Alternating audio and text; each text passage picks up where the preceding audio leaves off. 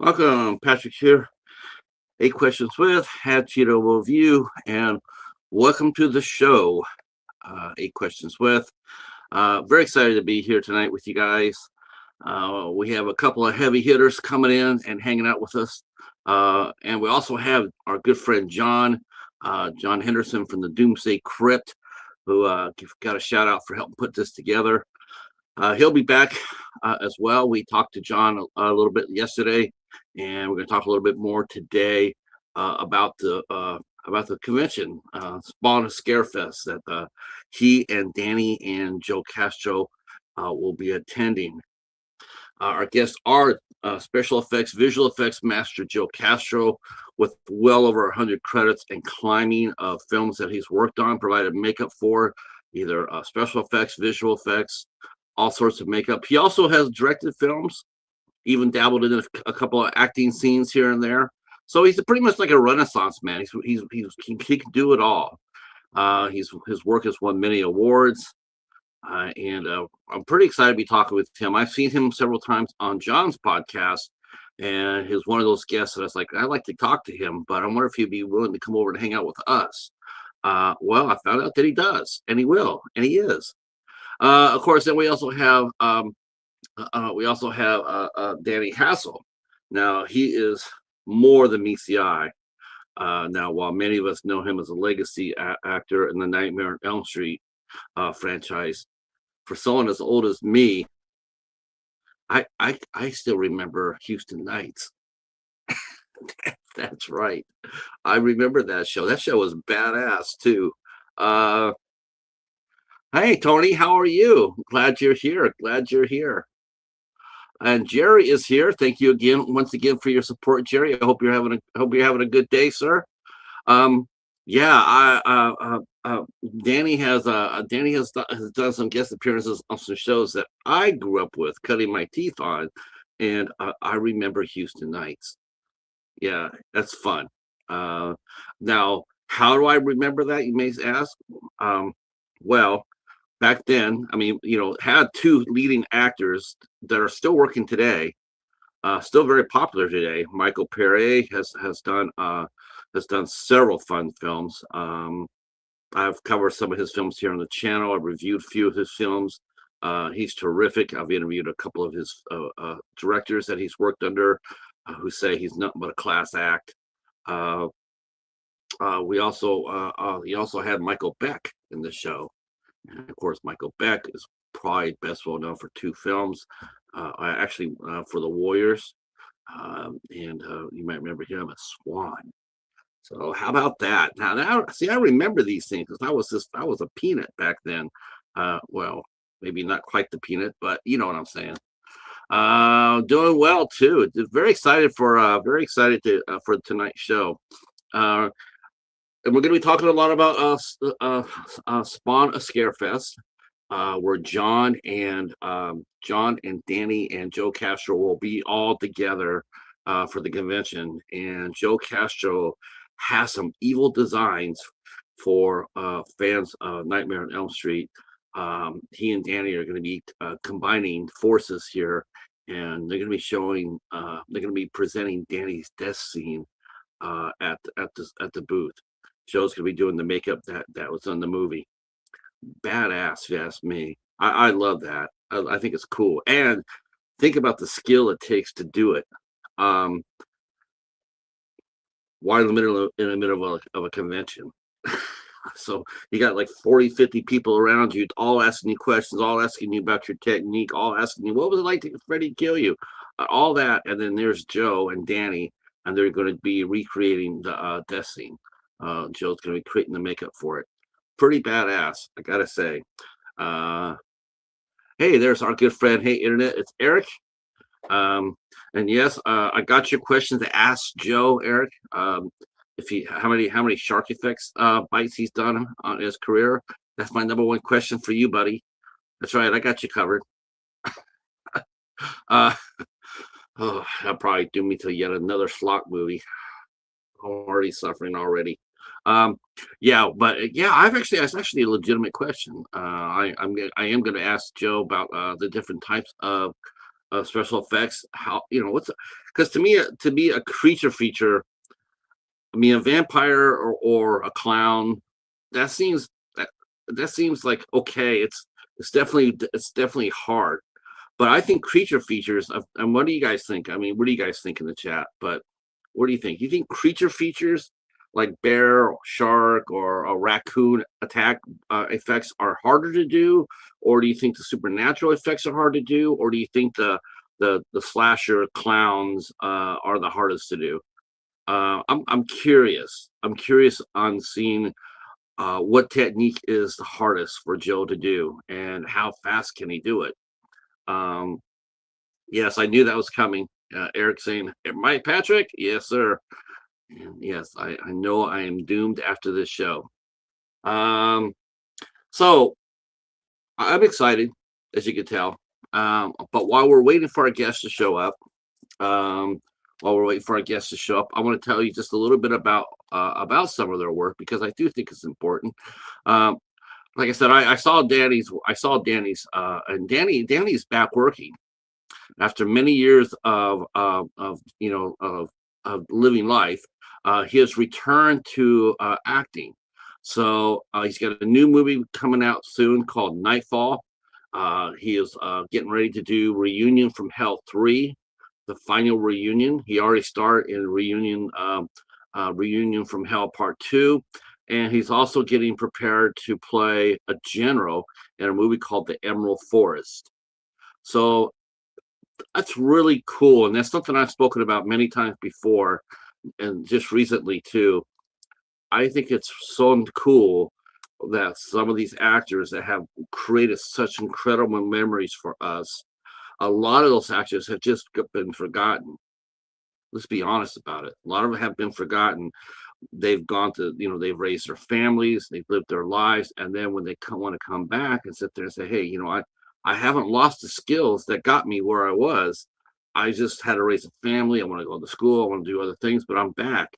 And I don't necessarily think acting's something that you forget once you do it, especially as many times as Danny has done it. I don't think it's something that you just forget. Um, but trying to get roles afterwards, that's got to be, especially if you're not even asking for the top of I'm not asking for a role in The Mandalorian. I'm asking you for a role in a mid-tier, lower tier horror film. And lo and behold, it's hard for them to get roles. People can sell roles. Oh, I'd like to cast you, but I got this guy over here paying me $1,000 for my budget, so I can't use you, even though you're the inspiration for the movie that I'm making. Make sense? Yeah, not to me either. So yeah, we're gonna be talking a little bit about that. Good to see he's getting some momentum behind him. We got three movies lined up. Probably more after this interview airs. That's right. Well, one would hope, right? I think that would be I've seen that before with other podcasts where an actor or has come onto the show and done a kick-ass guest spot on a podcast and get phone calls afterwards. People aren't forgotten. We didn't forget you. We haven't. We're glad you're here. We're glad you're back in the saddle. Glad to see you on the screen again. Can't wait. All right. What's going on with the rest of dropped 2 videos today, and thank you for Jerry for being there for one of them. We dropped our latest RetroTube TV jam. We dropped that today. Me and the mighty Mary Wilson, who is my fellow IFC Midnighter. She and I covered The Good Witch, starring Catherine Bell. We covered an episode of The Good Witch, which is a really warm family drama, but it has some pedigree to it. It featured Bailey Madison. Of course, we know Bailey Madison from The Strangers Pray at Night, and she's done a few other horror films as well. And then I also got together with Kenny from Kenny's Movie Palace, and he and I talked about the state of television as it is. And it's very curious because just like independent, it's like feature films are impacting independent films with the physical media. Oh, we got save that one.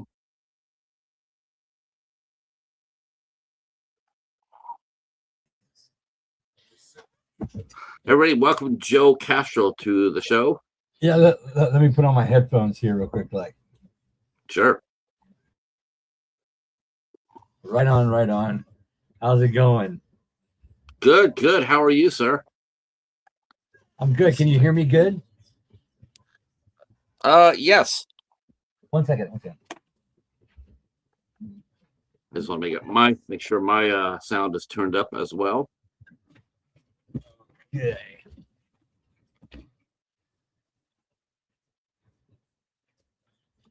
All right, I'm back.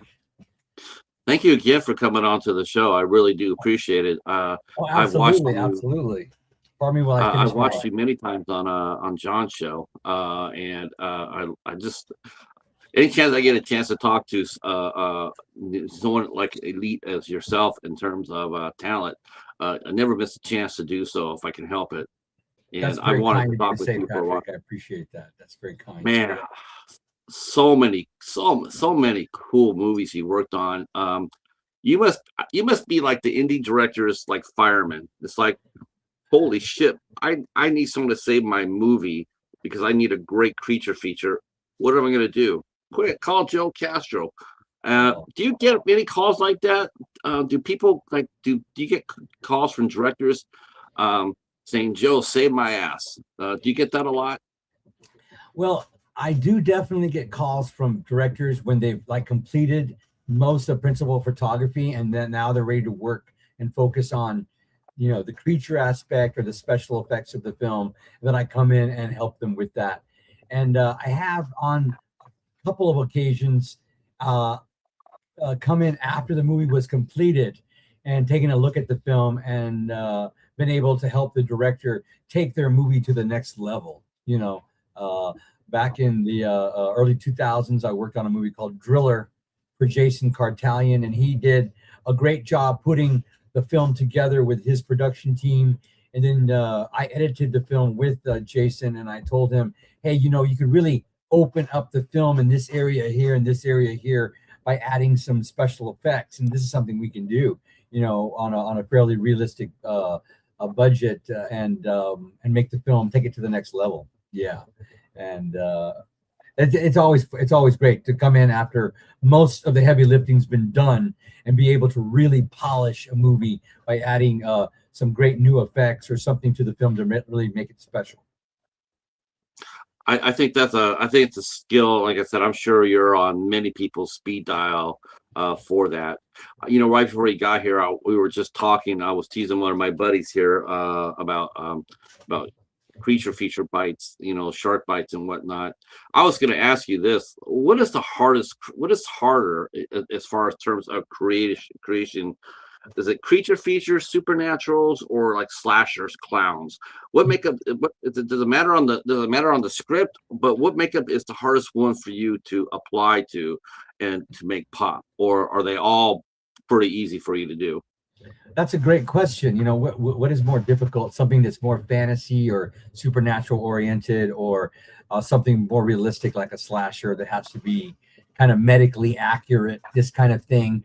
It depends, really. It really depends on the director that I'm working with. I think the most difficult challenge of any production is when I'm working with a director that may have how can I put this nicely? That has any fear of relinquishing or delegating authority to someone who has many more years of experience in the area that they've been hired for. Communicating with the director can be the most challenging aspect of working on a film. Getting them to delegate the authority to someone like myself who has I've done a lot, like you said. I've also made a lot of mistakes, so I absolutely know what not to do. And sometimes that is more important than knowing what to do. Catching everybody at their mistake. And I think both of them can be a challenge. A supernatural or hyper realistic. But I'll tell you what, I think it's easier for me to do the slasher stuff because there's so much reference material of what actual killing looks like online.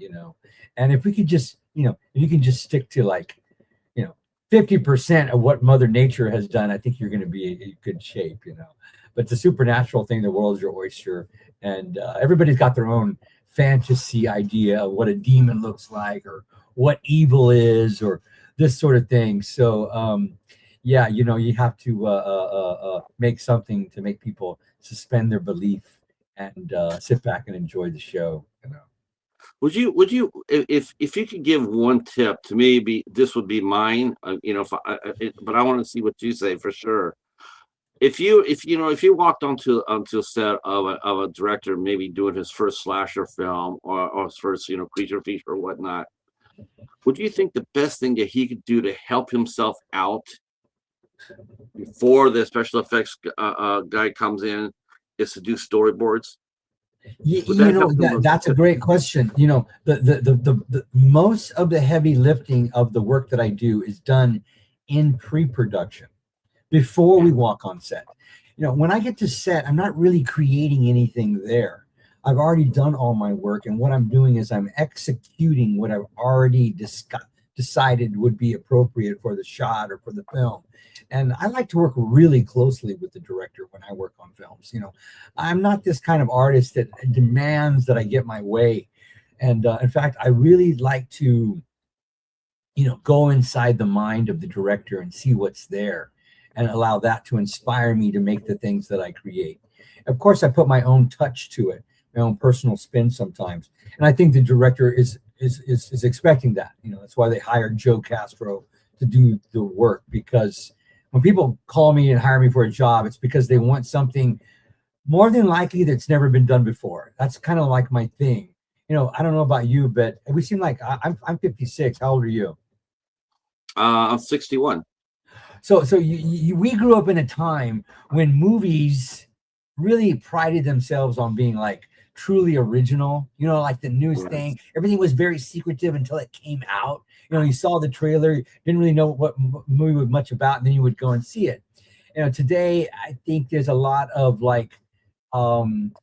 homages to older stuff. There's a lot of material that is recycled and is tried to be reinvented over and over again. They say, everything's been done already. But back in the 60s and 70s, man, they were doing some really unique stuff. We were doing Hollywood and filmmakers were really trying to make something truly original every time they made a film. And I think that's what people want or expect when they hire Joe Castro. So, communication is absolutely paramount when it comes to working with the director. And hopefully all that can be done in advance. So that way, when you get to set, you can just enjoy the process. Being on set is such a short period of time, maybe 21 days, maybe 30 days, maybe only 11 days. Now, obviously your work is your work actually takes longer than the shoot, doesn't it? Absolutely. I normally ask for at least a 30-day advance head notice to start working on a production, because it takes a week just to begin communicating with the director, sending him pre-production designs, getting him to agree to what you're going to build, this sort of thing. And then I want to be able to take my time when I build stuff, so that way I can take a look at it, step back from it, breathe, show it to some people, maybe get a second opinion, this sort of thing. A lot of times there's not much time, but I like to keep the director in the loop the entire time. Yeah. John just came in. Speaking of supernatural, leader of the Doomsday Crypt comes in, but let's see if we can bring him back. I know he's having a little bit of trouble yesterday, he said. I think I know he's in a. Hey, John. What's up, guys? Hey, Hey, sorry, There I'm he running a is. couple minutes late. Joey, what's up, man? how's it I just going? spoke with Danny. He's dropping his daughter off. He's running a few minutes late, and he'll be coming in. So it'll kind of work out perfect because I know Joe's on a limited thing. And I didn't want to stay on too long. Sorry, the camera's off, but I'm at work. I don't want one of my guys running through. I'm very protective of them and their thing. And I You got don't want this. him stealing scene, right? Yeah, I got Oh, this. good. I got to spend some time with Patrick last night, and we had a great time. And how to brag about my good friends and what we're doing. And I am stoked. I can't wait to see you guys in really a few days. It's going to be a busy week, but I'm I excited. know. I'm really A excited to week see from you today, I'll guys. be on a plane heading over to you. Yeah, I bounced out and bounced back in because it was coming in choppy on my phone, so I bounced out and came back in. But one of John, I said a week from today, I'm going to be on a plane headed to you. I know. We had so much fun at Scarefest and now Spawn at Scarefest. I think this is going to be even better in a sense because it's the hotel con. One of the things I forgot to mention last night that I'm really excited about is not only are we doing all this, we're going to be documenting it all, and we're going to, hopefully put out some sort of documentary to, the life and experience of a weekend at a convention and what we do and all the fun and all the magic we try to present, and especially with what you do. Right on. That sounds awesome. I can't wait for that. Yeah. That's going to be a lot of fun. I commented on that before you got here, how you're going to be recreating Danny's death scene from the Nightmare on Elm Street, and how just epic that is, and how much of it's going to be exciting because here you guys are. Danny's probably going to be laying down. You're going to be over him working on, and then you're going to have like 40 or 50 heads there, like screaming questions, and you're going to be working underneath there, putting it all together. I tell you now, anybody who has a good, I don't know if this is right or not, but I was going to say, if by all means, buy merchandise too, because you never know when you're going to get a chance to do it. But that's something I would love to film. If I was standing outside and standing out there and watching Joe and Danny, do the magic, recreate such an iconic moment in one of the best horror franchises there has ever been. Man, that's exciting right there. I mean, that's dope. How are you going to do it, Joe? I was 17 years old when I saw it in the theater, and then now to get to go and recreate the motorcycle demon on Danny with all my family and friends at a convention is something that I never thought would happen, and it's happening. It's going to be great, and I'm looking forward to it. I hope it'll be very nostalgic and very sentimental in many ways, and I'm really looking forward to it. I am too. I think it's going to be fantastic. I'm going to swing over to the chat real quick because they've been tearing it up here. Hey, Eerie Frog, welcome in. Haven't seen you for a while. Glad you're doing well. And Barb from Fear of the Talking Dead is here. Thank you so much for coming in, Barb. And she's saying that Barb saying she will watch that documentary. I have a feeling that's going to be made for. That'll be a hell of a documentary. I think it'll be, I'm actually thinking to myself, have I ever seen that before?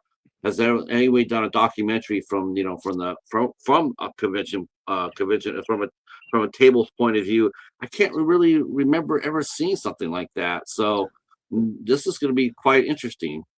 And it'll be the first time that Danny's got back into the motorcycle demon costume makeup character since he was on set for the film.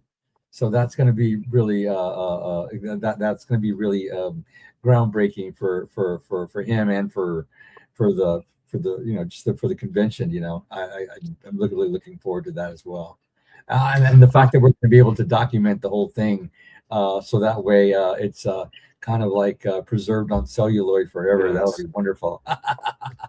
Yeah, that's the beautiful thing about modern technology now. That before it would be it'd be a chore of itself to set up a camera and lights and everything else. Now with digital cameras, you can and probably one person holding a mic boom. I mean, you can do it relatively clean and simple and not get in anybody's way. And really clear too. I mean, digital technology, 4K, 2K. It's a really good technology now. So yeah, really looking forward to it. It's like you said, Patrick, it's a unique thing, but and Joe will tell you what we did at Scarefest. I don't think there's ever been a table quite like what we do. It's very unique. And I don't mean it to sound cocky, but what Joe does, doing it at the table. And Danny was like, when we did his makeup the first time, I don't think anybody was more excited than Danny. He was running around to all his other co-stars and showing them. And he had his piece that Lonnie made. He's walking around with it. He was like a kid in the candy store. He didn't want to take off the makeup. And, you know, with what we're doing, I think it's important that we document it. You know, we had some pictures, we had a few this and that, but I think it's really special, you know, what Joe, Danny, and what we do in the family aspect that my parents bring and the friends that are going to be helping us at the table. I think people are going to really enjoy it. And we have so much planned, you know, like I said, the jam session, what Joe's doing, not only with Danny, he's recreating Grandpa Sawyer, John Dugan from Texas Chainsaw Massacre. There's so much, and I'm so glad that we are bringing in the documentary crew, and it's a young kid who's looking for an opportunity, which is something I love to do, is give somebody a chance to really get their foot in the door, and this is a good chance for everybody to shine and succeed. And I think it's going to be really special, and I think it's going to be a really interesting documentary that gives a really close introspective of what Joe does, what we do, what Danny does, and the type of people they are. And Grandpa's coat. Here's Grandpa's coat right here on my desk. I have it on my chair right here on my chair. Yeah, no, I'm enjoying this. Now John's going to be there for this, right? Yes, John. Yeah, John Dugan's going to be there. I definitely want to see this filmed. Well, that's going to be on the stage, and we're going to make sure we film that. I'm going to have the crew over there to film that as Joe's doing that. He's doing it for like a public event. Danny's makeup's going to be all done at the table, and it being a hotel show, you know, people are going to really be able to experience it because it's not going to be hard to find. It's not as big of a venue, and you know, it's just a great thing. And with Joe only having a half hour, and I spent so much time with you, I just wanted to touch base, say hi to you guys. Danny will be by shortly. You might have a little break in between, but hopefully you can get back so you three can talk for a little bit. And if you guys are in Lexington, Kentucky, June 5th through the 7th, you know, amazing guest list, and we'd love to see you there. And I think you're going to really enjoy a real special weekend. And you get to meet my mom and dad, especially my mom. She's a character. But I love you, Joe. Love you, Patrick. Love you, Danny, if you're out there listening, love you. Chat, love you too. Barb, see you there as well. Peace out, guys. Pictures tonight, John. You too, John, Joe. I got one question for you. Sure. Barb wants to know how you and Joe became friends. You know what? Joe was on the show one time back in the day, and I saw his work, and I even said, and there's always a project, but I just bought this house, so I don't want to say it's on hold, but hopefully this documentary, I was telling Joe we can fund this idea I have for the Brute movie, and like I even like the sound I made for like. I said, if I ever do something, I'm making a movie, I don't care about the actors, the actresses. I need this guy, Joe Castro, to be doing the special effects. And hopefully we can make this project happen. And, you know, he was on the show and I just hit him up and I was like, you know, and I brought it up to Adrian at Scarefest. Me and Joe kind of went back and forth. I always liked this post. And I said, hey, you want to come join me at Scarefest? And, you know, like I said, we were civil. We were, you know, got along real well. We had a great time on the podcast, and I've had other SFX guys and they're amazing too. But Joe was there's just something special about him. And I like to say I have a good eye for talent, and Joe is the best I think out there right now. And the fact that we were able to team up and, you know, it's truly an honor for me to call Joe a friend and witness what he does. So that's how it kind of started. And you know, Joe was featured on Nightline. Don't forget to talk about that. You know, Freddy Krueger's Star Night on Halloween night. You were featured. That was really exciting. So love you guys. Barb, care, everybody. I'll send you some, we'll see you soon. Pictures. Yeah, send you some pictures, John. All right, bye-bye. Let's see, Mr. Meat Hook, Daryl, he's also a film director. He says, literally one of my career goals is to have Joe as one of my on one of my projects someday. His effects are insane. We can make that happen. We can make that happen. Let's make that happen. Oh my gosh, you have to. You love Daryl's work. He put out his first film, Stoner Snake. my Oh, I God, know, it's I so know good. Daryl. I know Daryl. I know. Oh my, well, Yeah, yeah, he's a great guy. Stoner Yeah. Snake is, that's an insane movie. That movie makes me laugh. That movie makes me laugh. I've been acting a lot lately. I just started my Yeah, I first saw feature that. film back in Florida back in April. I was there for 23 days and I was the lead villain in the film. It's for director Joe Hollow and executive producer Dave and Dexler. And we made a movie called The Morning Architect, and like morning, like Morning Right. Architect. And it's great. I just saw the rough cut 2 days ago, and I can't wait to do more films. I'm the lead villain in the film. I can't really talk too much of what it's about, but there's plenty of special effects, plenty of great acting. It stars Brink Stevens, Debbie Rochon, Alyssa Dowling, and Deborah Lamb, myself. That's some queens right there. Yeah, That's some screen queen royalty right there. oh, absolutely. I was so honored to be able to do this lead character in this movie with all these scream queens, and I got to act with all of them. And I did my first on-screen kiss with Deborah Lamb. Nice. And of course, it's not a normal kiss. I can't wait for everybody to see it. And yeah, it's some good stuff. It's some really good stuff. I'm really proud of the project. We obviously can't tell or anything, but unless she's your right-hand person, but I have a feeling it'll be Debbie Rochon that will end your day on that movie, because she's a badass. She's beautiful, but she is a badass. I can't say anything. No, I love Debbie Rochon. She's one of my very favorite people.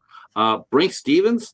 Yeah, she was the very first. She was the very first convention guest I ever met. My very first convention. My very first guest was Brink Stevens. Yeah, I met Brink when I was 15, I think. 15 years old. We've been friends ever since I was 15. And she's been like literally, and I don't mean this as a metaphor, but like a guiding light in my entire life and my career. She lives like less than a mile from me here in the middle of the San Fernando Valley in Los Angeles. And I use her in all the films I work on and I direct. And it's been a real gift to have her in my life and to be in hers over all these years. Yeah. So I saw the acting part of it, and it's like, so now obviously, if people are calling you for acting, are they asking you to wear two hats, but are they willing to take care of you for it? Because acting is one kind of talent, and makeup is a second kind of talent. I don't think you can just lump it as one, saying, "Hey, I'll give you an acting role and do my makeup, but here's one lump sum." I think it should be two. Yeah, okay. I see what you're saying. Yeah. No, people hire me for both and pay me for both, and it can be a challenge. When I was working on The Morning Architect, I was in full character makeup and doing special effects sometimes. Wow. But our director and our producers were very skilled at scheduling, so it all worked out perfectly. And it takes some real talent to put all that together, to be in special effects makeup and do acting and do special effects. John Carl Buechler used to do that. He directed and he did special effects, and I know he acted as well. And I met John Carl Buechler. He directed Troll and Ghoulie. He didn't direct Ghoulies. He did the effects for Ghoulies and Friday the 13th Part 7. And I met him when I was very young, so he was one of my biggest inspirations as well. Who did the special effects? If you know this, but who did the effects for Ghoulies 3? Ghoulies Go to College. I want to say that he directed that one. Maybe he didn't direct that one. I want to say it was him as well. John Carl Buechler. Let's see. Who is the special effects artist who did the special effects for the movie Ghoulies 3?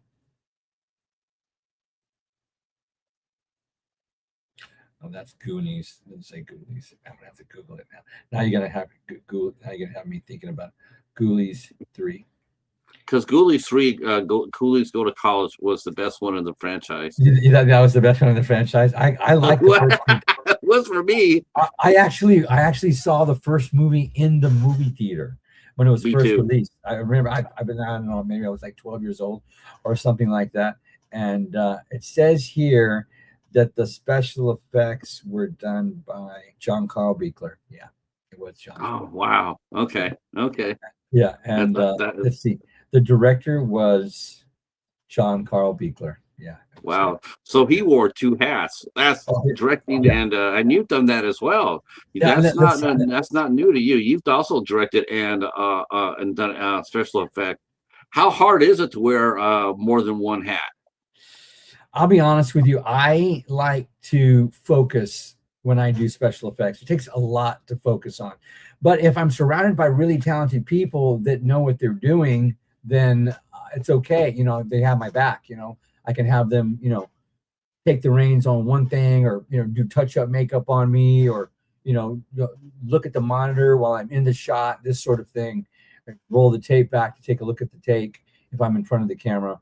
But you know, it can be very difficult. It can be very challenging.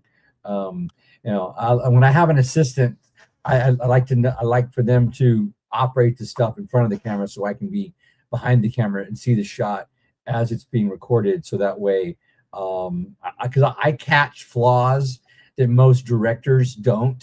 I see things that they don't know can be fixed or should be changed, or, you know, things like that. You know, as being I've been doing this for 44 years. And you know, when I look at a special effects shot, you know, I look at how can we make this thing perfect. That's my biggest goal when I'm looking at a shot on set. Yeah. I really think this too, Joe. I really think that a really good special effects person on set, it really can, even though the story is the first thing and most important thing in driving any movie, but still having for horror right after the story is the effects. I mean, you can take a lesser story, so to speak. You can even take a little bit less acting, so to speak, but the effects are everything. If you got really good special effects, that hides a lot of ground. Yeah, So audiences will be very like, forgiving if you have some great special effects that drive the story, you know, and they will be very forgiving if, you know, a costume looks a little cheap, or the acting isn't that great, or, you know, there's some story holes or whatever.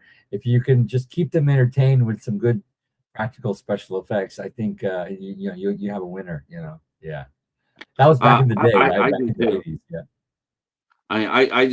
I think of how many low budget movies I've seen where those that haven't been in supply, but there'll be just an amazing stunt, you know, amazing effects, and it's just like, holy crow, you know, that's just so badass. How do they do that, you know? And Yeah, do you remember back in the day so when amazed car by crashes? Remember back in the day when all the car crashes were practical? Like, you know, Yes. like, well, there's nothing like a real car crash in a movie. You know, today Oh, everything is CGI, but yeah, I love watching an oh, actual car get crashed back in like an 80s film. Yeah. Like when they did Terminator 3, there's that scene at the beginning when Arnold is fighting the female Terminator, and she's driving that big fire engine, and she drives yes. it through a building, and that's all practical. They brought in like the #1 practical stunt team to do that scene, and it totally shows, you know. And since then, I'm sure they don't take as many chances as they did No. then. That was like the last big practical effects stunt car vehicle scene I recall ever being in a film. When was that? Like 2003 or 2004, something like that. 2000, yeah, something like Yeah. that. Yeah. And but if you go back and watch that particular scene, with, I think there's something like 6 or 8 cars chasing the fire engine, and it's all done practical. All that stuff is practical. Well, And the one with the one in Terminator 2 where they had Robert Patrick, you know, crashing that diesel truck. yeah, It's all like, that stuff. Yeah, you know, it's just driving the truck into the bridge. It's just like, absolutely no, you're not getting that today. You're not getting that today. I recently worked on a film, and there's a scene where this girl gets her head shot off with a shotgun, and, you know, we don't use real weapons on set anymore. I mean, sometimes they'll bring like like an altered weapon for close-ups and stuff like that. But you know, I said, can we get a shotgun? You know, can we shoot it with a real shotgun? And yes, we had one, but it just takes too much. There's too much red tape to fire off a real shotgun on set anymore. So I use air cannons. I use air cannons now to blow up heads and stuff. It's good, but it's not the same. It's still not the same as the real shotgun to the face. That death of that cinematographer really, I guess it really changed the game forever, didn't it? The one that was killed on set. Absolutely, 100%. after that. There's just no, and everybody, every time a gun comes out, everyone has to know about it, and there's no reason for those kind of mistakes to be made on a movie set. We're making art, and it's for fun, and no one should die in the process. It's just not worth it. Now, one of the things I was going to ask you too, as a special effect, now are you sort of like a mother hen as well? Like someone will go, because you hear someone saying how they'll get into the costume and they'll have to be there, costume for 5 or 6 hours. Are you one of those? Because I already know the answer to this, but I got to ask it for the public. But are you one of those effect directors that as soon as you get your guys up there for the scene, you're on set with water in your hand and a towel? Are you ready to spring into action in case your actor starts to fade? Yeah, I'm super hands-on on set with everything. I once my effect walks in front of the camera, I'm there with it. I don't just let it fly. I want to be there, because it's my name on the project, and especially if someone's in a costume I want their mask on, I want their mask off, I want the mask on, I want the mask off. I want them to be comfortable. I want them to feel sexy. I want them to feel good. I want them to have fun. Even with this thing that I'm making for the convention next weekend, even though I'm putting Danny into a full costume, but when there's going to be some things that I'm doing that they didn't do in the original film, simply because I want Danny to have fun. When Danny was younger, they glue a mask to his face and did all kinds of stuff. I'm not going to do that to Danny on at the convention. I'm going to do something similar or something to achieve the same effect, but I want it to be comfortable for Danny. I want Danny to have fun in it. I want it to be like as if you hand a young person a cool toy. I want them to be able to really play with it. And sometimes being in a rubber costume can be a lot of work, and I don't want that. I want it to be something fun. I want him to feel. I say feel sexy. When I say sexy, I mean I want him to feel hip, slick, and cool. Being in a fun costume. Exactly. Yeah. Is that protocol, Joe? I mean, is that part of every set, or is that just up to the individual special effects director to have that mentality as to make sure that your cast is taken care of? Because we've all read so many times how people have been in masks and costumes for all this time, and then they get out and they're hot, and there's this it's a miserable 10 hours or whatever.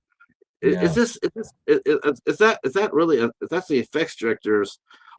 That's their responsibility to make sure. I mean, I know, the bigger the picture, the more people on hand that can help you. But for, like, say, a smaller movie, it really is it's really part of the deal, is it, to make sure that your talent makes they're okay, they're fine. Yeah. Oh, absolutely. Yeah. Like I said, we're making art to have fun, and I try to make the actor as comfortable as possible, and like to include them on everything. And no one has to be a tough guy. If you're not feeling good, we take off the mask, get you out of it, get you hydrated, get you feeling comfortable, because we want the performance to be great, and we want you to have fun doing it. There's no need to torture somebody to get your shot. Yeah. You can, in and out, and I've had a lot of experience building monster suits and rubber suits and getting people in and out of it. And when you're working on a major motion picture, I'm sure they're paying the guy real good money. So, he sits quietly and takes it. But when you're working on a low budget film, there comes some respect, and you need to work with your talent to make sure that everybody is being taken care of, and everybody's time and health and well-being is being respected. Absolutely. Now, you're based in San Fernando, California. Is that a really good area? I mean, as far as keeping your stock, I mean, because now we heard everything's going up. In fact, I saw this on Phil Herman asked this in his group yesterday. I'm not sure if you're in this group or not, but Danny's here.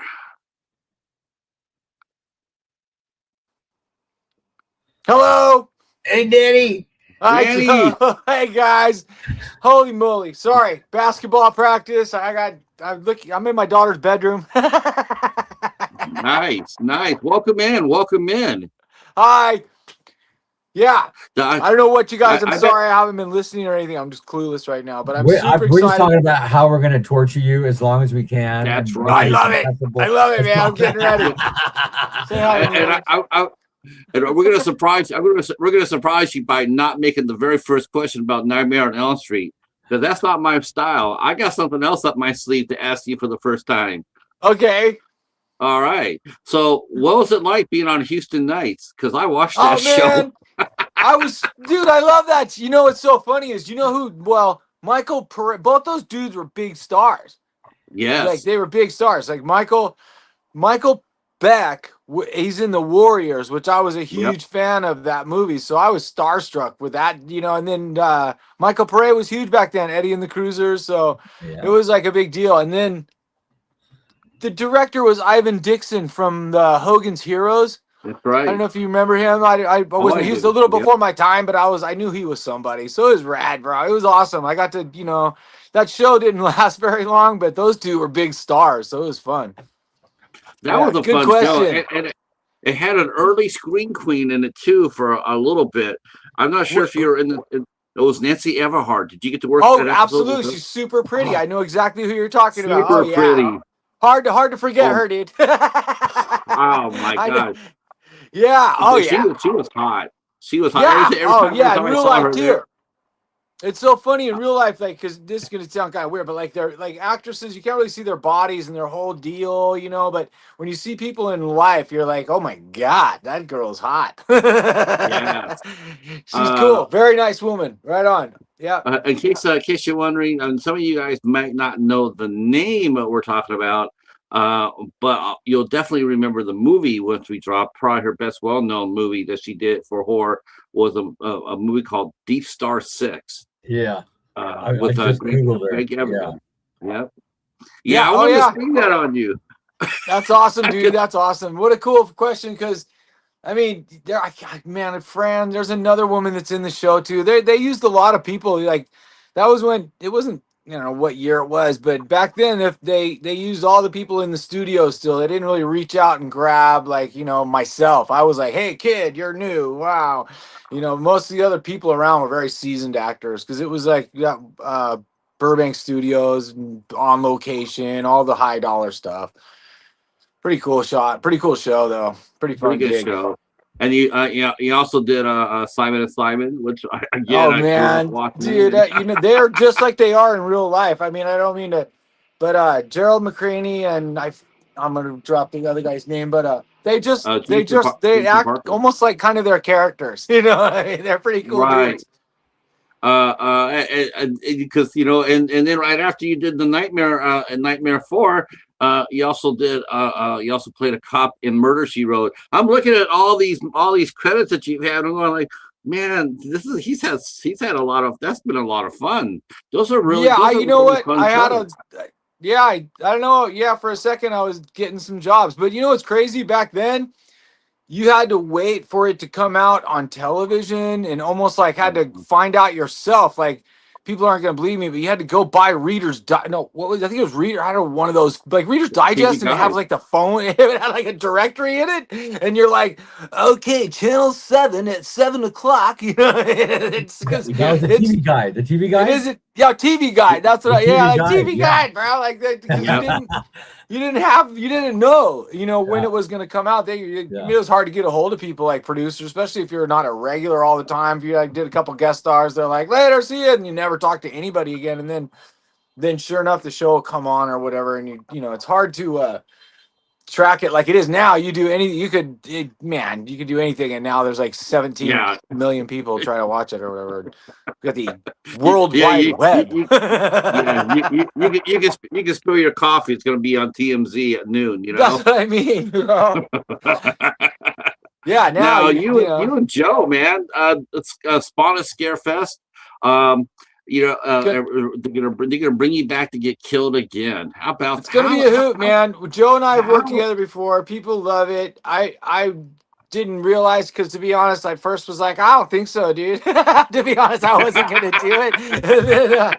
And then I feel dumb because it ended up being a hit, you know. And then I can't wait to do it this time. Didn't you think? You think I've already been dead? I mean, everybody sees me dies every year, thousands of times every year. Can I hope the so. guy? That's my jam, dude. Even in Simon and Simon, I got killed in Simon and Simon, and it was like the first time. Well, I had to like pretend I was dead, and it's like the shot where like it's such a funny shot, like zipping up the body bag right over my face, you know. And I got this ashen pale makeup on, and each time I'm in there going, just giggling, and they're like, "Stop smiling." And I was like, "I'm trying not to," because it was like this long shot, and all these guys were being smartasses. It was pretty funny. And then Danny, I have a question and for they you, zip Danny. me up in a body bag. They zipped you all the way up. Well, they just a kid going over my face to, you know, like he's dead. Now, you know, like, that was like a. It was hysterical. It was like a young stockbroker. That would be freaking me out if I'm like, okay, I'm dead, and they said, okay, we're gonna zip up the zipper up to your chin. Okay, No, thanks. yeah, and then there was like the shot of like the demise of that's what the murder they had to solve is my murder. You know, had some scenes in the beginning of the show, and then like it was like some remember in the 80s, like insider trading was a thing or whatever, and I was like some hotshot lawyer. And Rob Estes, who went on to do Silk Stockings and some other shows, and he was the guy who killed me. Yeah, and so that dastardly guy. Right. You know who he went on to play on another show, right? Just let you know that you didn't die. Well, in besides vain. Silk Stockings. Yeah, he played God. He played God. In the TV movie. Yeah. No, he had. So, yeah, we crossed paths a lot. Super cool, dude. Yeah, he had. Yeah. I want to get back to Spawn and Scarefest, but I said this before, and it bothers me, and so I want to talk about this. Now I know you said you were working there for a little while. Now, did you take a break? I mean, did you leave on your own will? Like, okay, I'm going to go ahead and live life. I'm going to go live life. And everything. Yeah. Did you? Me? Absolutely. Yeah. Did you go? Yeah. Yeah, I don't know why. I started playing music, and acting roles weren't the ones that I wanted, and then I don't know. Like I said, that is it. I wasn't the flavor of the month anymore, and I just was wandering in LA. And not that I don't like. I think all cities are the same. You're either in the mood for it, or sometimes I'm in the mood for like the birds and the mountains. I don't want to hear any jackasses, you know. Right. You know, I love LA. It's just 80 million dipshits in front of me every time I'm trying to go somewhere.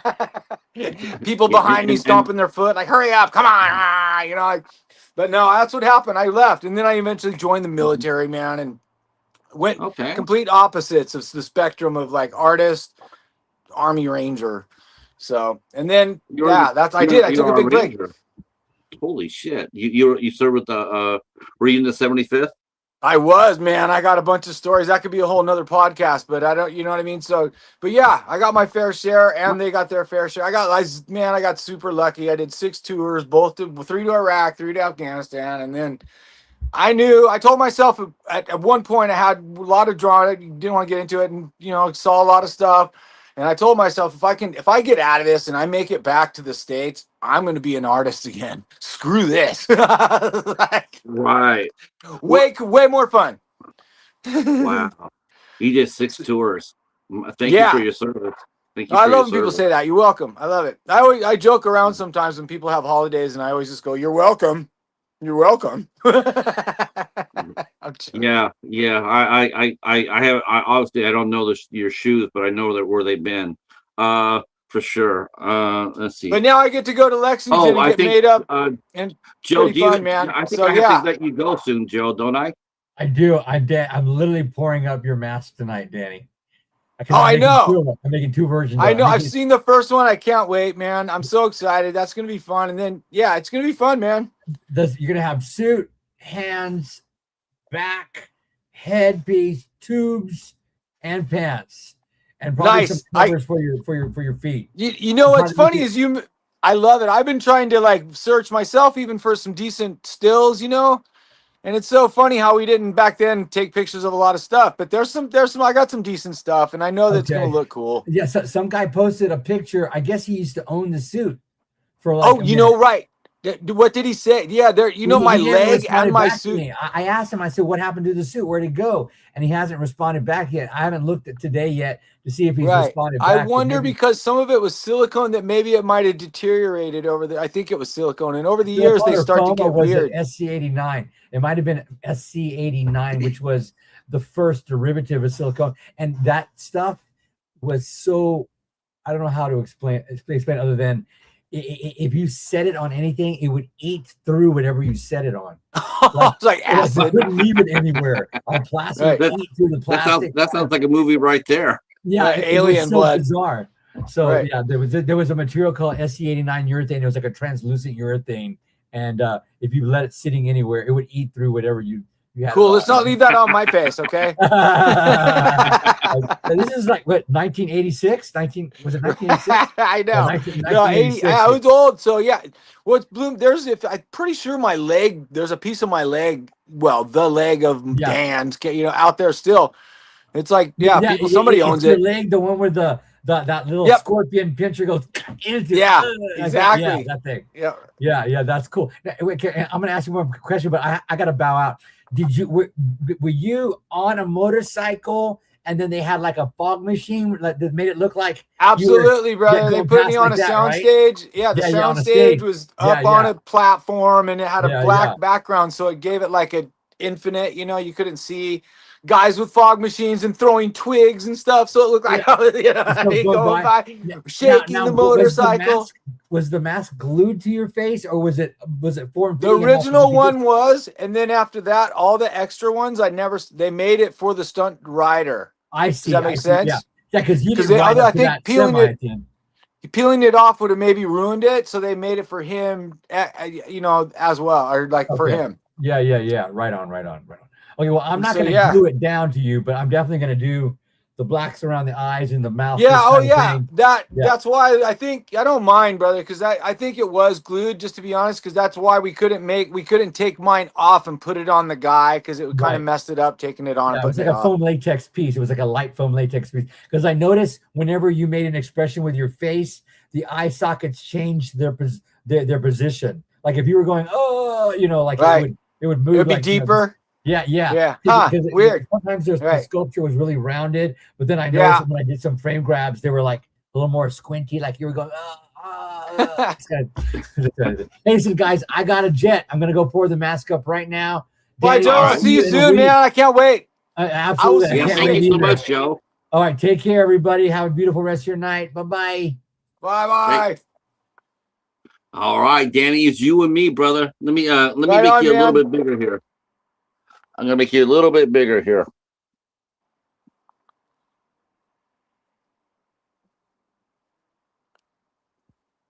Here we go. Ta-da! All right. Well, let's do this. Let's have some fun. All right. Yeah, I So can't. I can't so stay that's too- what go- that's what happened. You went ahead and you lived life, and we'll leave it at that. Yeah. So you started a family and everything else. So I did. wanna I talk took about off the time- from. Say that again. I was gonna say, yeah, you took off from you left Hollywood. You went the opposite way. I did. What I want to do is I want to talk about when you decided to come back.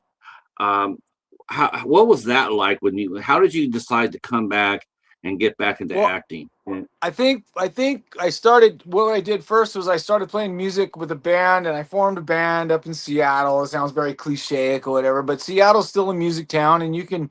It's like Austin or any of these other towns, or if you want to play music and go do the club scene and do all that. And so I started doing that, and I started having fun, and then I actually dabbled in stand-up comedy for a while, and then I started getting the cons started picking up, and doing conventions was a thing, and people called and said, "Hey, have you ever been interested in doing it?" And then, I was like, "Oh, wow, okay." And then never really, no, I just thought about it. And then once I went out there and saw that horror fans were still interested, and then the funny thing is, I got kind of a bug and was like, okay, cool, I'll go see what's out there. And then I went and talked, hit up a bunch of agencies, and nobody called me back, and no one gave two craps about anything. They're like, you were cool 20 years ago. That's all they wanted to talk about. So it was kind of hard.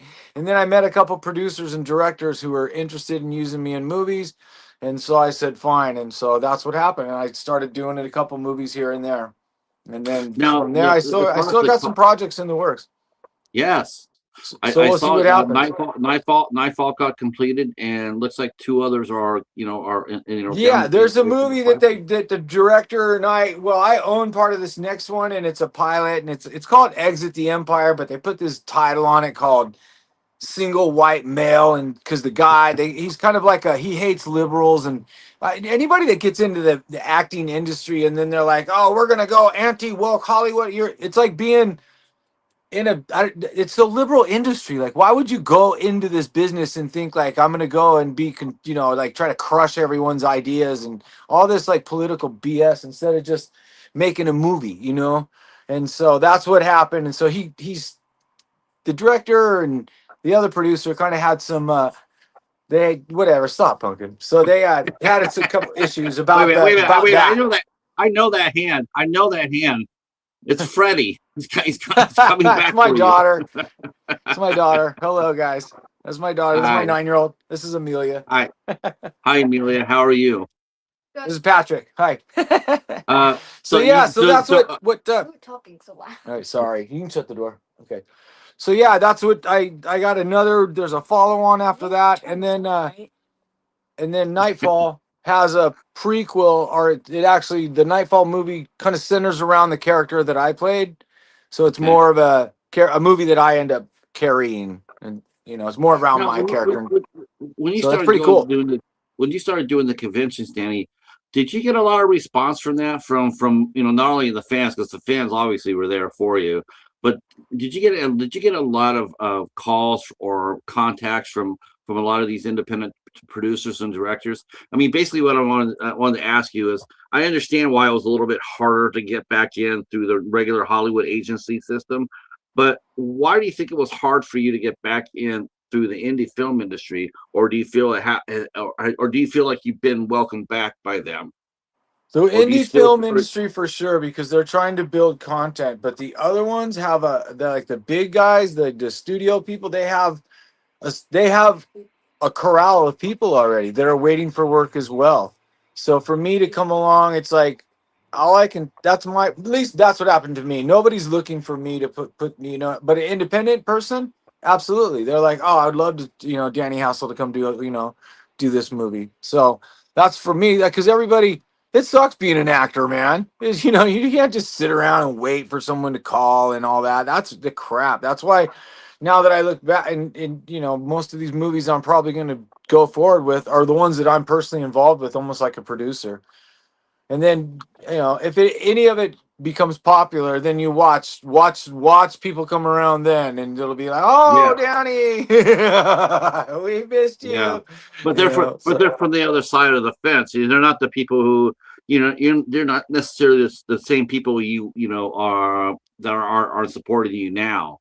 Um, absolutely, they're just that's how the industry, the flavor of the month, I call it. And then like having a hit movie before, you can see how you might be number one this month, and then next month your movie's straight to video, because Nightmare 5 compared to Nightmare 4 box office is like this. It's wild, man. It went 3, 4, 5. And it wasn't because the movie's bad or the acting or any of that. It's just because it was like a little Freddy overload for the public back then. let's see. Hey, Lady Valerie, how are you? Glad you're here. We're talking with Danny Hassel. And let's get. Oh man, I have so many questions. So I think that I think it's been you've enjoyed the comeback, right? You enjoyed the con. What was it like for your first convention? What was it I like couldn't when you? believe it, to be honest. I couldn't believe it because I was kind of late to the show, and then I'd been in the military, completely out of pop culture for sure. And then yeah, people bring memorabilia. It's like being our movie was popular. I'm not saying because I was in it. It was a popular one of the franchise. So 3 and 4 are probably out of like obviously people love 1, but 3 and 4 people love out of like all of them. So there's this huge fan base of people that keep their memorabilia, and Nightmare 3 or 4 is usually the first either horror film or R-rated film that they've seen, and so it's pretty wild. And then traveling with Robert is kind of it's someone who's that famous and as how awesome as he is. you know how he is around. He could be a different person, but he's actually a pretty cool guy. So that was pretty fun to see all that, and, be around it. I mean, did it frustrate you? I mean, it must have frustrated him too. Um, did you feel like that was like if you put like like how many people walked up to you and said, "Hey, I really liked you on Simon and Simon," or every single fan that walked up to you, the first thing they say out of their mouth is "Nightmare on Elm Street." Do you feel like Absolutely. No, you know what? No, frustrating. Yeah, it's really funny because I'm not. It can be really humbling also going to these things where you're just sitting there with nobody at your table, and there could be the next latest movies. Because now conventions, you could be sitting next to huge Josh Brolin. You know what I mean? You're like, great, right? And so people only know me from Nightmare on Elm Street 4 and 5. So yeah, I'll be sitting there. It's very it's pretty humbling and odd, kind of a cruddy feeling because you're just like. Well, once in a while, some people will surprise you. I mean, I'm no, I'm yeah. all You know what's funny is I did this. I'm all for more Nancy Everhart stories myself. Between you I and love me, it. I love it. Great. No, those were great shows. Those were big shows. They were all pro shows back in the day. And then I did another movie with Tom Skerritt called China Lake Murders, and it was out in the movies. And someone just, I think, kind of like you're there they brought in the movie poster and had me sign it. And I have a picture of it because no one has. It's a Tom Skerritt movie that I don't even know if anybody remembers, but he's like the lead or whatever. So it was back in the top 10 that's going to days. be a lot of fun. And knowing that you have done other things other than Nightmare, did that energize you to go? Like, okay, look, I'm more than just that one part. I let me show you. Yeah, I mean, honestly, that's why even now, I mean, the challenge is hopefully one of these movies, because I've been a cowboy or I was a bad guy in a movie. I've never been a bad guy. The movie it's not going to be in the States, and I think they dubbed it with Japanese. It's super cheap movie, but looked really cool. And I played a cowboy. It had some really cool lines, and I thought it was going to, but it's not even in my voice now. But anyway, I've never been a cowboy that was like a creepy as like almost rapes the girl and then the hero kicks my ass or whatever. But I'm usually the good guy, so that was pretty wild to be a bad guy. And then the Nightfall character that I get to play is super fun because he's an ex-soldier, but he gets attacked by a vampire, but he's like half vampire, half human. So he has all these powers that he can use, and he basically falls in love with the vampiress, whatever she is. And then they serve her instead of just going out, it's because vampires have to feed. Instead of her killing just random people, we go find people who we deem deserve it, like people that get out on technicalities or child, touchers or these people that bad people. So that's kind of the premise of the movie. So it's pretty cool. Are there And then certain as a vampire, I don't know all the vampire rules, but they're kind of endless on what you could be as far as a character, And then I like I have a new movie, a pilot that. Go ahead. Okay. No, let's hear about the pilot. Yeah, the pilots. It started out. It was actually one big long movie, and it kind of like the original one had a lot. I don't know if you've ever seen the movie Falling Down with Michael Douglas. It's a really classic, great movie. Kind of had some of that going on, and just because of budget and whatnot, it got edited up into this pilot, and then the pilot. He's kind of like, it's not left, right. It's none of that. It has a lot of wordy stuff in it. But what it is, it's just anti-government overreach. And then he becomes like I don't want to say a Jack Bauer kind of a 48 hours kind of character, but it kind of becomes like that. And it's like, it's kind of fun. So it's also, I think it's more made for television, just to be honest, than a full length feature. So we'll see what happens to it. I got the first 30 minutes done and it's already ready to watch. So the next, 30 minutes to an hour.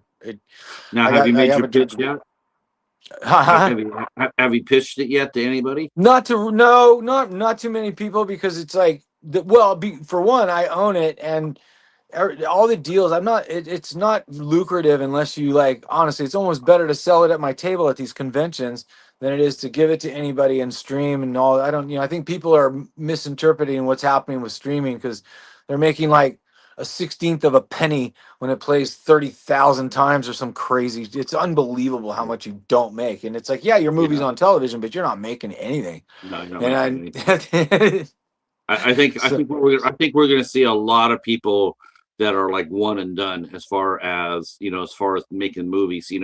They go out there, they make it, and then they see how much money they're in debt, and they won't go back to it. If we, even with this one, even and Nightfall, the next time that comes around, and no way, man. Like, I'm not putting it out there because it's just not worth it. It's better. I swear, it's better to sell it at like and put it on some kind of physical media and sell it out of your or through the mail. If you want it, send me $9.99. I'll send it to you.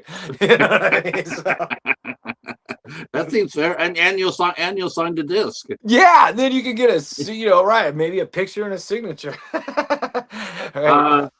What was it like? What was it like for your first time that you ever walked on set? What was your first project that you did?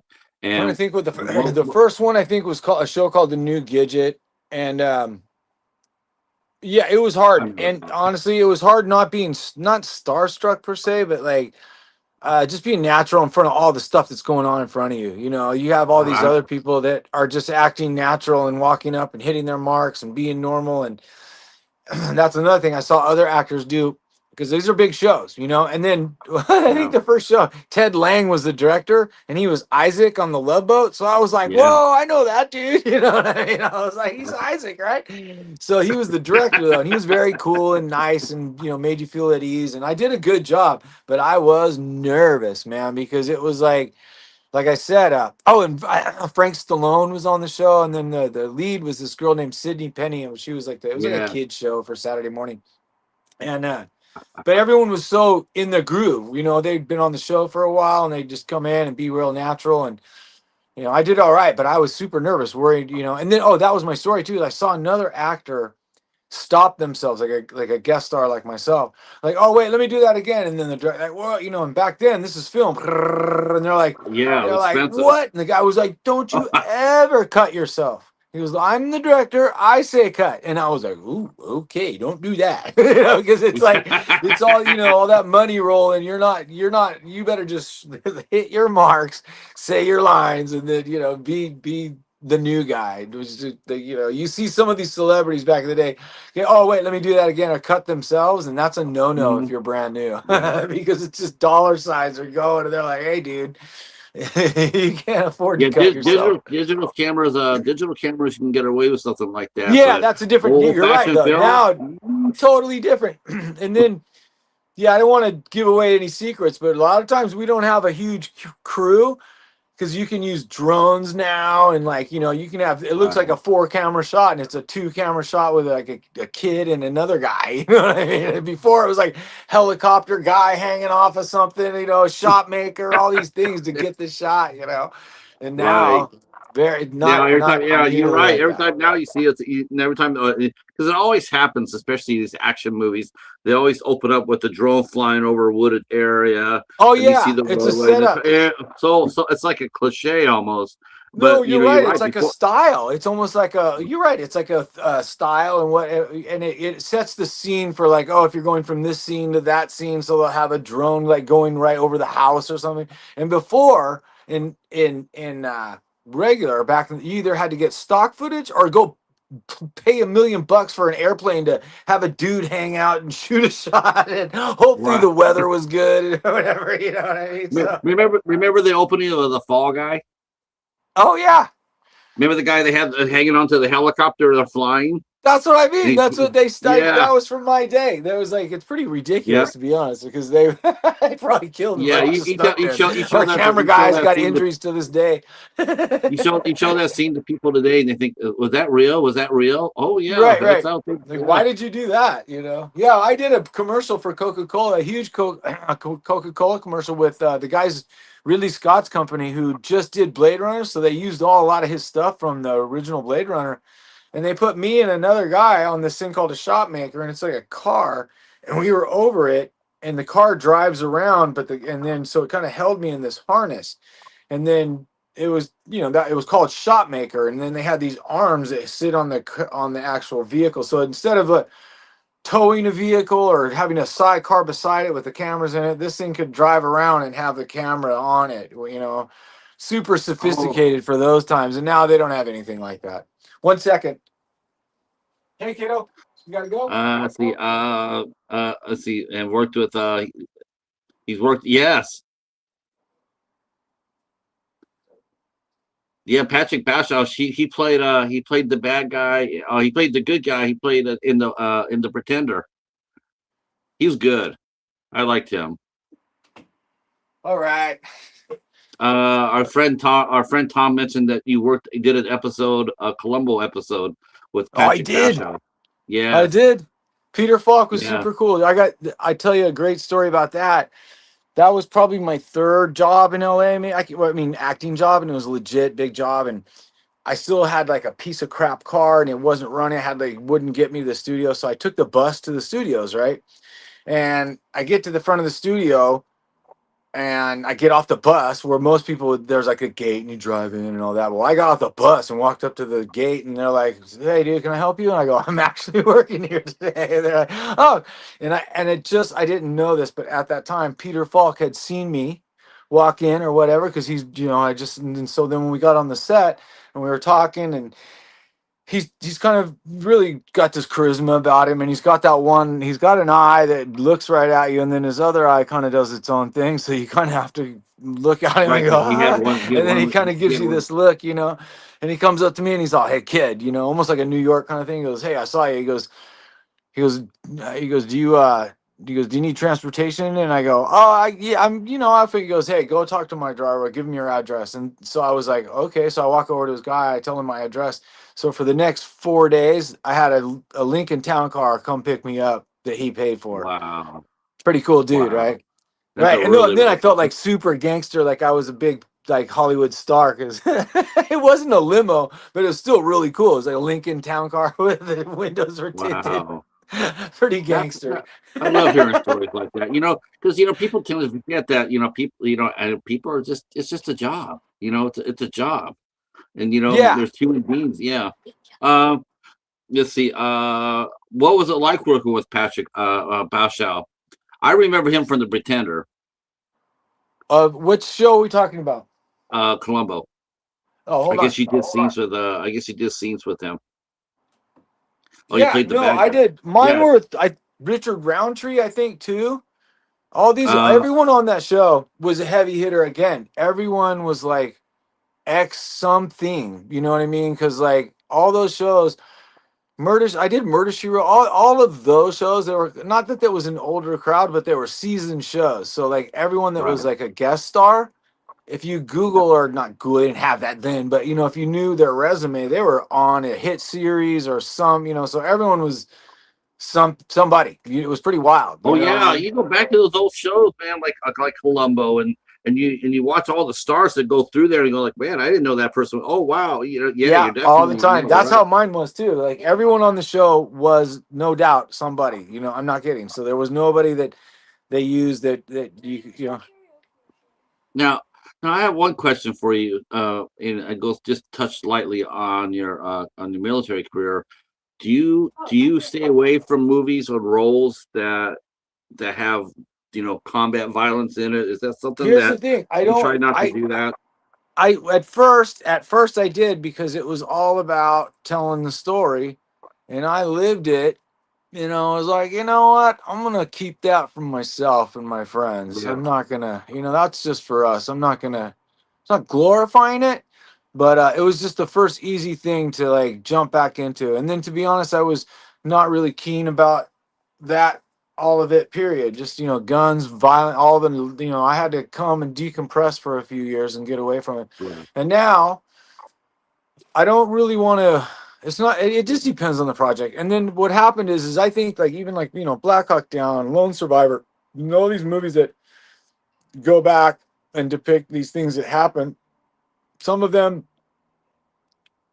like I said, I didn't want to do that. I wanted to do maybe Right. let's make it fantasy and not real at all, Right. because Right. I'd been there. I did that. Not that, but I wanted, like I said, for some reason I felt like I was not glorifying it, but it almost felt like it was almost taking something away from it if I came back and immediately started doing movies about it.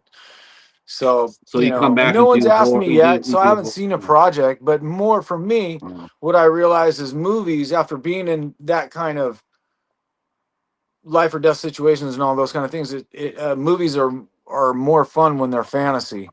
to me. Yeah. You know, science fiction, So paranormal stuff that's completely right. unrealistic. You know, so that's fun. Rock and roll music is like that. That's why I still like rock and roll, or music that's like completely, you know, it's for fun. Not, you know, you're not gonna. This isn't real. You know, so who What knows? year? But like What I year? said, if a project comes along, maybe so, maybe, you know, who knows?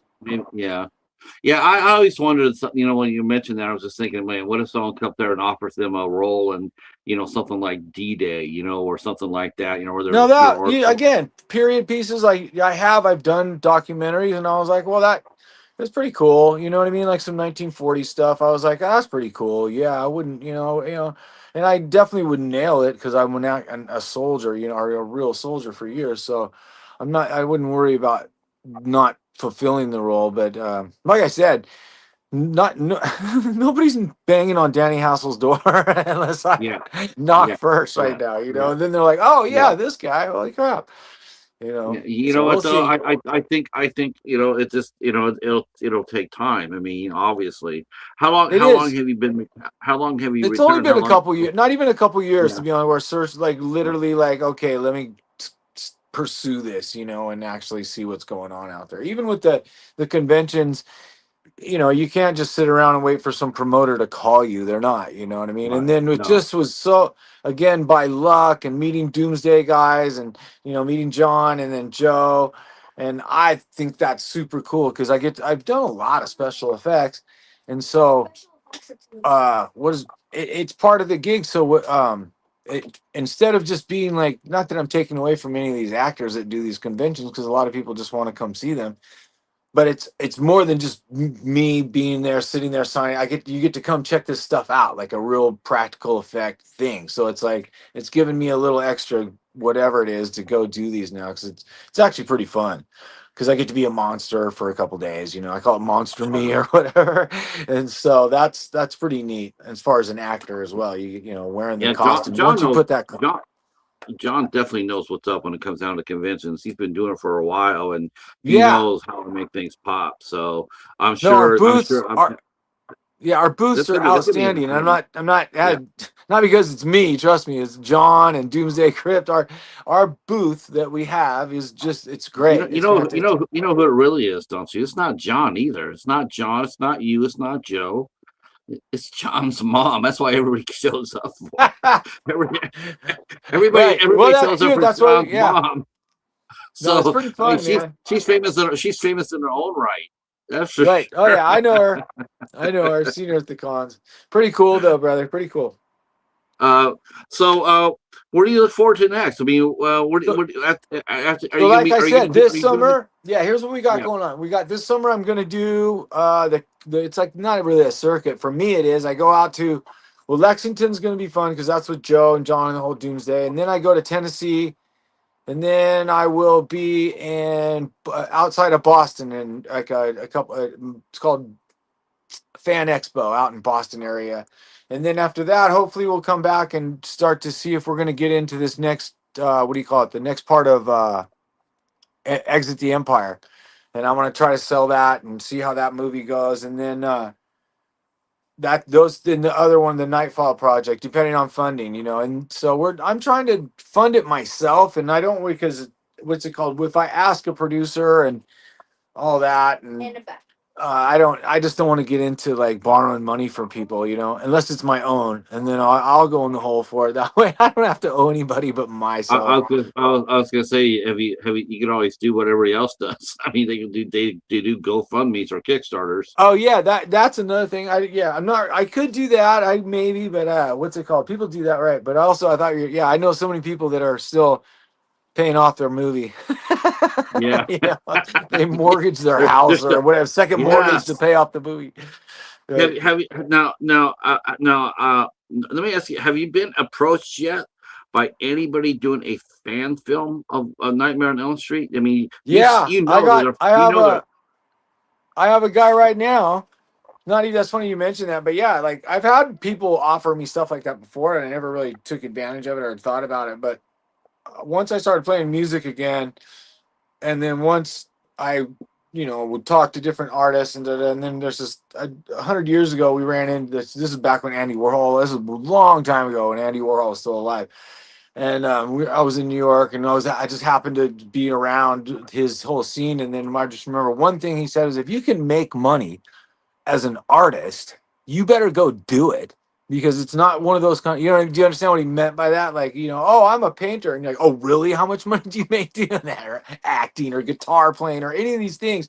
And it's like, how much money do you? So for me, musicians, they're like, hey, we got a gig this weekend. So it kind of took that for me with acting. I'm like, well, if they're gonna pay me a little bit, I'm gonna go check out this script and see what it is.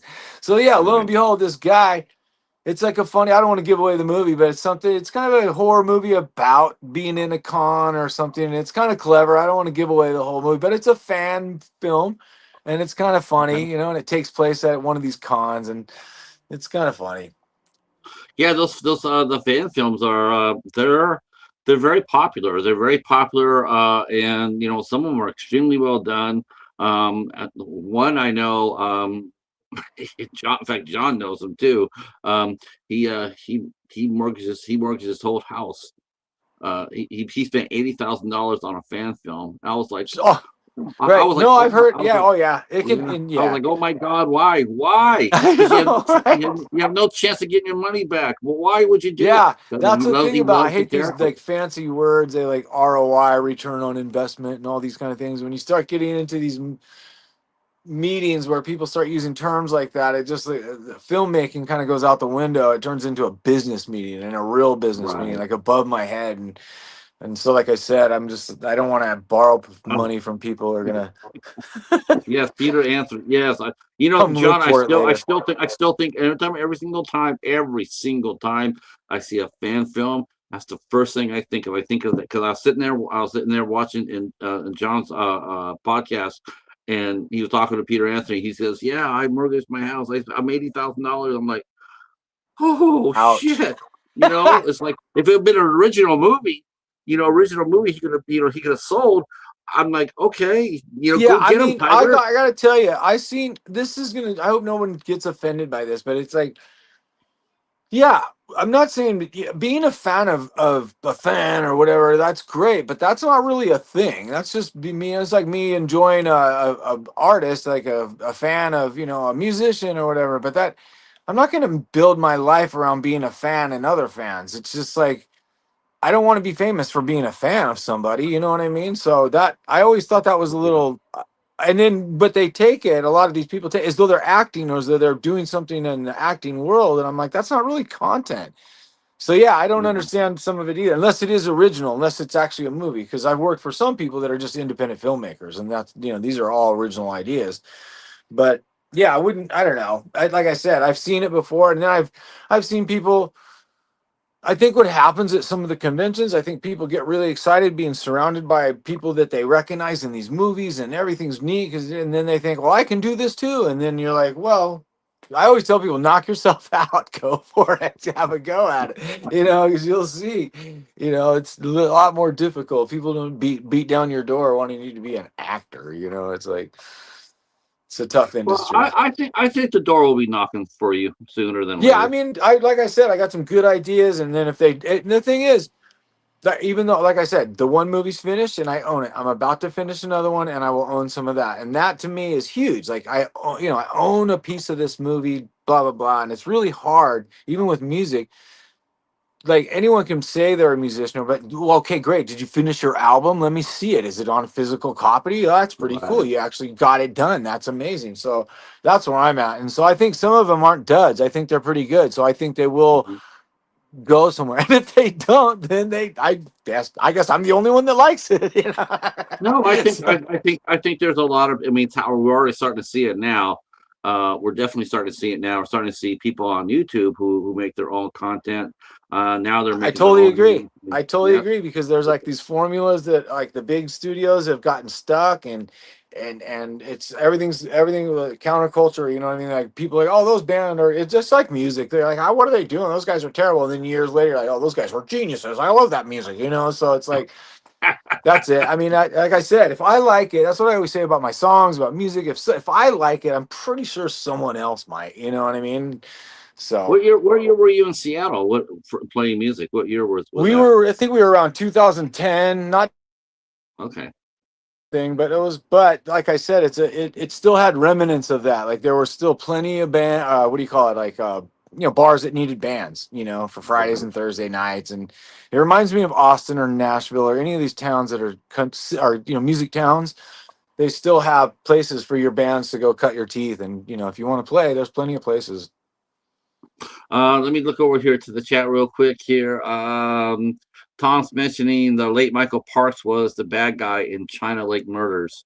Oh yeah, He was he was in Kill Bill in like okay. 3 different roles. Yeah, It's three, such a, three I different know roles. exactly who he's talking about now. Yeah, yeah. Let's see, Michael Long time Parks' ago. first movie was in 1950. His first movie was 1958. Holy crap! Yeah, yeah. And see, he said Tom mentioned he liked the Black Christmas fan film. Let's see, but it was worth the investment into to produce his own films. I hope he got him. I hope he got every penny back. Let's see, yeah, it's a catch-22. Yeah, it definitely is. Let's see, does he know Donald P. Borchers? I don't know. Is that an actor? I don't know either. I don't Or is know it either. someone I might know from the military? Because I know, it's a small world. But well, Uh, depending on which world. Let's see. Yeah. All right, you guys you have any more questions for our guest? Are you still in contact with any of your co-stars Oh from the yeah. Nightmare on Elm Street? Oh yeah. I mean, actually, a lot of Who do them. you talk to? Luckily, I never was like had any drama or anything with anybody. So I Wasn't still. Brooke wasn't Brooke Thies in one of those movies? Oh yeah. Oh yeah. Brooke Thies is one of the. Yeah, they all were pretty. All the girls were pretty in Nightmare I mean, 4. you I'm got to like hang around. 3, 4, 5. Seriously. You're seriously. If anything else, you could look at your career and say one damn thing: you were surrounded by some babes. Oh yeah. Oh my goodness. And that was part of the. That's what. Yeah. No, it was. I even in 5. In 5 the same. All the girls were super pretty. Like Erica Anderson, when she's still pretty. And Yeah. so, and back then she was stunning. This giant woman. Not she was tall. She was a model. That's what she was supposed to be. And so yeah, she was beautiful and too. Uh-oh. Freddie probably didn't like us talking about his babe. uh, we'll give him a chance for him to come back here. What a great guy. A lot of energy. A lot of energy. It's going to be a lot of fun at the Spawn Scarefest, where Danny will be getting put up in makeup by Joe Castro, and also the filming of a documentary. The way I look at it, man, it'd be great to go down there and be a part of it. You probably have to sign off on a release, but in case they use your face in the documentary. But what a cool opportunity to go down there and see that, and maybe be a small part of it. Maybe they'll catch your reaction shots, or maybe ask you, what did you think of what Joe did to Danny here? And you can sit there and say, holy shit, like I just did. Yeah, fantastic, right? Super fun, super fun. Of course, John is gonna be leading this Merry crew It's down your there. mom. There he is. Oh, I'm back. No. Uh, oh, he knocked himself out all the way this time. Oh, okay. Yeah, really nice guy. Thanks, John, for putting this together. I appreciate it. Yeah, Danny's a real nice guy.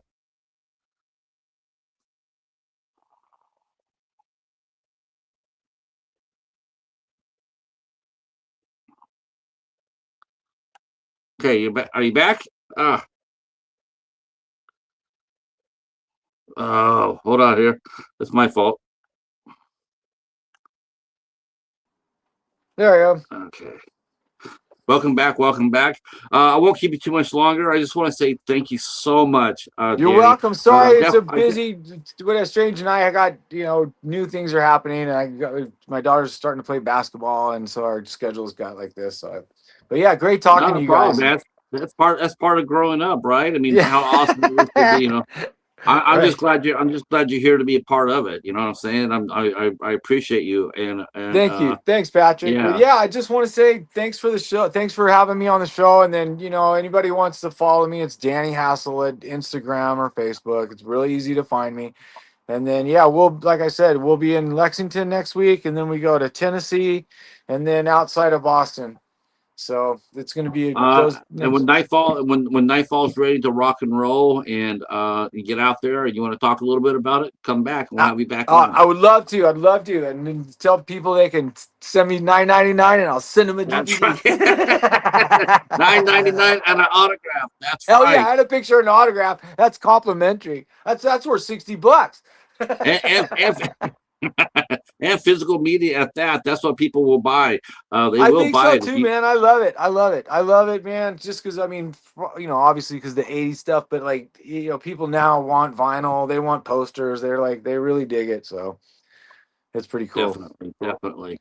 All right, boys and girls, that's going to be end of the show for tonight. I want to thank our guests, John, and of course Danny, and the mighty Joe Castro. And they guys going to tear it up. Are going to tear it up at Lexington, Kentucky. Yeah, Spawn of in Scarefest. It's gonna be a blast, y'all. Kentucky. Yeah. All right. Thanks so much for coming in, guys. We'll see you next week, I believe. So long, Next everybody. Week, on June 3rd, we'll be here with Jimmy Starr. On the 4th, we're here with Owen Llewellyn. All right. Thanks so much, everybody. Have a great night. Bye-bye. Let's see.